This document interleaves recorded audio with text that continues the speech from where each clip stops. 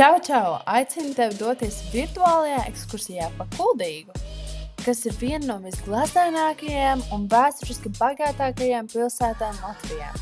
Šīs ekskursijas laikā iepazīsim 5 dažādus kultūras mantojuma objektus, kas pārstāv atšķirīgus laikmetus, arhitektūras stilus un funkcijas.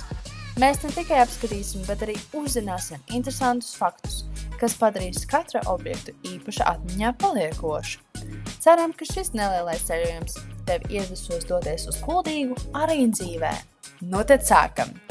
Kuldīgas vecpilsēta ir viena no rētajiem vēsturiskajiem centriem Latvijā, kur joprojām saglabājies viduslaiku pilsētas plānojums.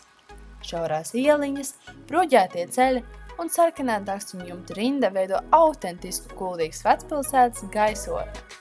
Apbūve galvenokārt veidojusies no 17. līdz 19. gadsimtam. Fun fact! Kuldīgas racams ir vecākais saglabājies racams Latvijā, kas kalpo jau kopš 17. gadsimta. Ventas rumba un Ķiezeļu tilts. Ventas rumba ir platākais dabīgais ūdenskritums Eiropā. Tā platums sasniedz 249 metrus. Blakus atrodas sarkano Ķiezeļu tilts, kas tāds 19. gadsimtā un ir viens no garākajiem šāda veida tiltiem Eiropā. Šī vieta ir viena no populārākajiem turisma galamērķiem Kurzemē. Pavasarī te var redzēt vimbas, kas ac augšu pāri rumbai. Tā ir vienīgā vieta Latvijā, kur šādas dabas fenomens ir novērojams. Katrīnas baznīca. Šī baznīca tika uzcelta 1252. gadā, un tā ir viena no senākajām Kurzemē. Ēka ir baroka klasicisma elementi, bet vislielāko iespaidu atstāja senie kokgriezumi un greznais altārs. Baznīca joprojām darbojas kā dievnamats. Un interesants fakts, šajā baznīcā savu laulību nosauca Kurzemes hercogs Jēkabs un Brandenburgas princese Luīza Šarlote, tāpēc vietējie to mēdz saukt arī par Karaļu baznīcu.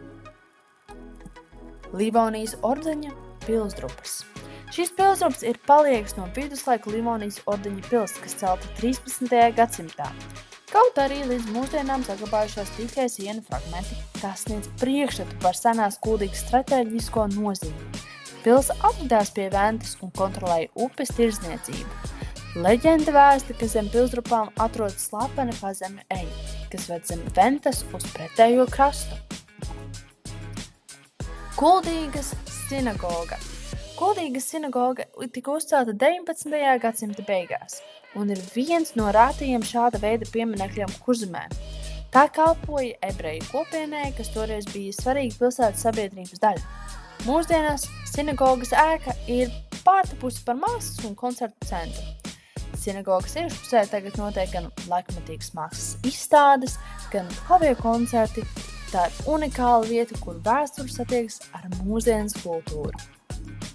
Ja vēlies uzzināt vairāk, dodies uz šām mājaslapām un izpēti pats. Paldies, ka devies šajā virtuālajā ceļojumā kopā ar mani. Kā redzējām, Kuldīga nav tikai pilsēta ar skaistu ainavu. Tā ir vieta, kur dzīva ir gan senā vēsture, gan mūsdienu kultūra. Mēs uzzinājām par senāko rāsnām Latvijā, redzējām, kur lec vimbas un pat ielūkojāmies vietā, kur savienojas reliģija un māksla. Šī ekskursija mums pašiem liek saprast, cik svarīgi ir saglabāt un izzināt Latvijas kultūras mantojumu. Ceram, ka jūs guvāt jaunu skatījumu uz to, cik bagāta un daudzveidīga ir mūsu kultūras ainava. Paldies!